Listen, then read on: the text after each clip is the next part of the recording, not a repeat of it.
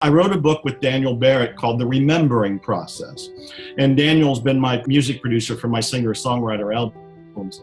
And during the early stages of writing songs, I complained about being frustrated about trying to write songs because I've been an author writing full-length books.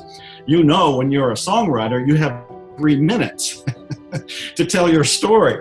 And I was trying to write songs to condense my self-help books into a 3-minute blast. And Daniel said this wonderful phrase. He said, "It's easier to remember than it is to create."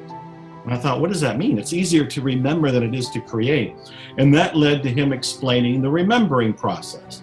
And the remembering process is kind of like an advanced visualization technique. When most people practice visualization or mental imagery, you sit here and you imagine your future.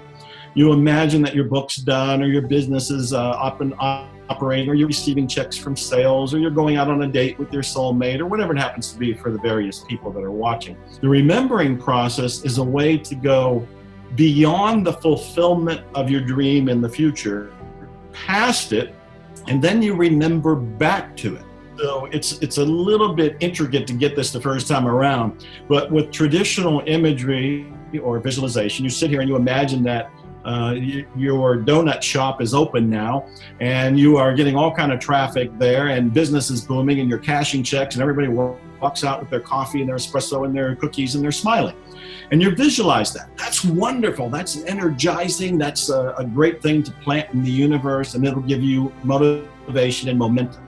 But the remembering process would say, let's go 6 months out.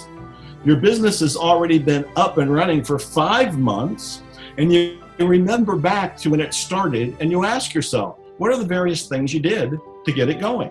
Did you advertise? Did you do social media? Did you pass out business cards?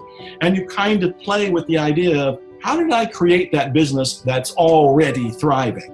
And you remember it. That, in a nutshell, is the remembering process.